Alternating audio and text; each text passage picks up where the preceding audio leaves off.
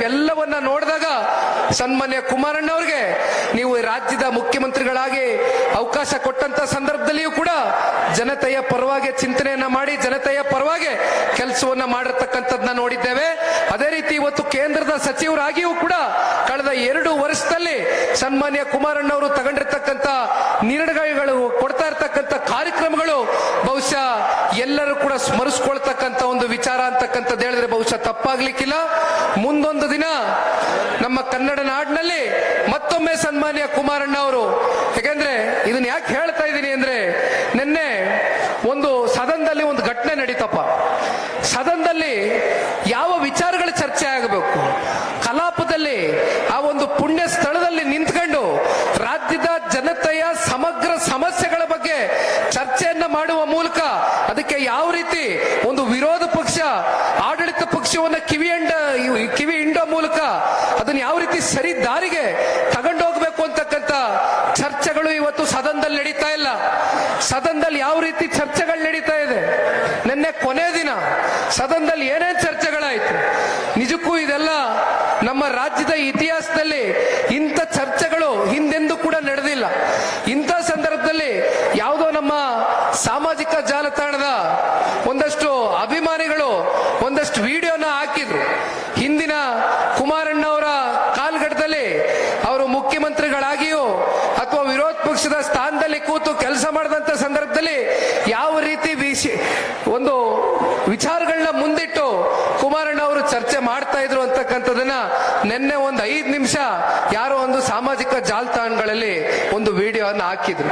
ಇದೆಲ್ಲ ನೋಡಿದಾಗ ಮತ್ತೆ ಈ ರಾಜ್ಯಕ್ಕೆ ಕುಮಾರಣ್ಣವರ ಅನಿವಾರ್ಯತೆ ಹೆಚ್ಚಿದೆ. ಕುಮಾರಣ್ಣವರು ಮತ್ತೆ ಈ ರಾಜ್ಯಕ್ಕೆ ಪ್ರವೇಶವನ್ನ ಮಾಡಬೇಕು ಅಂತಕ್ಕಂಥದ್ದು ಇದು ಜನತಾದಳ ಪಕ್ಷದ ನಾಯಕರದಾಗ್ಲಿ, ಮುಖಂಡರದಾಗ್ಲಿ, ಕಾರ್ಯಕರ್ತರದಾಗ್ಲಿ ಅಷ್ಟೇ ಭಾವನೆ ಅಲ್ಲ. ಇದು ರಾಜ್ಯದ ಉದ್ದಗಲಕ್ಕೂ ಕೂಡ ರಾಜ್ಯದ 7.5 ಕೋಟಿ ಕನ್ನಡಿಗರು ಮತ್ತೊಮ್ಮೆ ಸನ್ಮಾನ್ಯ ಕುಮಾರಣ್ಣವರು ಈ ರಾಜ್ಯಕ್ಕೆ ಬರಬೇಕು. ಮುಂದೊಂದು ದಿನ 28ಕ್ಕೆ ಅವರ ನಾಯಕತ್ವದಡಿ ಜನತಾದಳ ಪಕ್ಷ ಮುಂದಿನ ಸಾರ್ವತ್ರಿಕ ವಿಧಾನಸಭಾ ಚುನಾವಣೆಯನ್ನು ಎದುರಿಸ್ತಕ್ಕಂಥದಕ್ಕೆ ಎಲ್ಲ ರೀತಿಯಾದಂತ ಸಂಘಟನೆಯಲ್ಲಿ ಒಂದು ಇಚ್ಛಾಶಕ್ತಿ ಇಟ್ಕೊಂಡು ಪಕ್ಷದ ಕಾರ್ಯಕರ್ತರು ಹೆಜ್ಜೆಯನ್ನು ಹಾಕ್ಬೇಕು ಅಂತಕ್ಕಂಥದ್ದನ್ನ ಈ ಸಂದರ್ಭದಲ್ಲಿ ಹೇಳ್ತಾ, ಮತ್ತೆ ಕೊನೆಯದಾಗೆ ಸದಸ್ಯತ್ವ ನೋಂದಣಿಯ ಕಾರ್ಯಕ್ರಮ ಈಗಾಗಲೇ ಬಹಳ ಯಶಸ್ವಿಯಾಗಿ ಇಡೀ ರಾಜ್ಯದಲ್ಲಿ ಸಾಗುತ್ತಾ ಇದೆ. ಬಹಳ ಯಶಸ್ವಿಯಾದಂತ ಒಂದು ಗುರಿಯನ್ನ ಮುಟ್ಕೊಂಡಿದ್ದೇವೆ ಈಗಾಗಲೇ. ಈಗ ದಯಮಾಡಿ ಕೃಷ್ಣ ನಾಯಕರಿಗೂ ನಾನು ಕೇಳ್ತಕ್ಕಂಥದ್ದು, ಎಲ್ಲರನ್ನು ಕೂಡ ಬಹಳ ಜನ ಪಕ್ಷದ ಅಭಿಮಾನಿಗಳಿದ್ದಾರೆ, ಪಕ್ಷವನ್ನು ಪ್ರೀತಿಸ್ತಕ್ಕಂಥ ವರ್ಗ ಇದ್ದಾರೆ. ಅವರೆಲ್ಲರನ್ನು ಕೂಡ ಸದಸ್ಯತ್ವ ನೋಂದಣಿಯಲ್ಲಿ ಸಕ್ರಿಯ ಸದಸ್ಯರಾಗಿ ಮಾಡ್ತಕ್ಕಂಥದಕ್ಕೆ ನೀವು ಇಂದಿನಿಂದನೇ ಕಾರ್ಯೋನ್ಮುಖರಾಗಿ ಪಕ್ಷದ ಮುಖಂಡರು, ಕಾರ್ಯಕರ್ತರು, ಕೃಷ್ಣ ನಾಯಕರ ಒಂದು ನೇತೃತ್ವದಲ್ಲಿ ತಾವೆಲ್ಲರೂ ಕೂಡ ಹಳ್ಳಿಗಳಿಗೆ ಹೋಗಿ ಸದಸ್ಯತ್ವ ನೋಂದಣಿಯನ್ನ ಮಾಡುವ ಮೂಲಕ ಪಕ್ಷ ಸಂಘಟನೆಗೆ ಮತ್ತೆ ಇನ್ನು ಹೆಚ್ಚಿನ ವೇಗ ಮತ್ತೆ ಶಕ್ತಿಯನ್ನ ತಂದುಕೊಡ್ಬೇಕು ಅಂತಕ್ಕಂಥದ್ದು ಈ ಸಂದರ್ಭದಲ್ಲಿ ಈ ಪಕ್ಷದ ಒಬ್ಬ ಯುವ ಕಾರ್ಯಕರ್ತನಾಗಿ ನಿಮ್ಗೆ ಕೈ ಜೋಡಿಸಿ ಮನವಿಯನ್ನ ಮಾಡ್ತೇನೆ.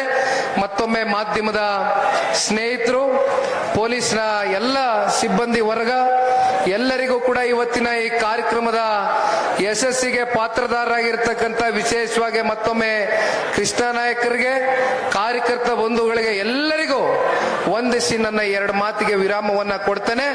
ಜೈ ಹಿಂದ್, ಜೈ ಕರ್ನಾಟಕ ಮಾತೆ, ಜೈ ಜೆಡಿಎಸ್. ಧನ್ಯವಾದ.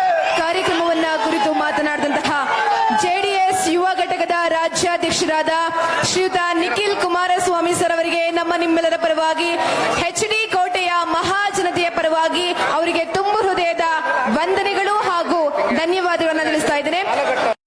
ಈ ಸಂದರ್ಭದಲ್ಲಿ ಕೈ ಜೋಡಿಸಿ ಮನವಿ ಮಾಡ್ತೀನಿ.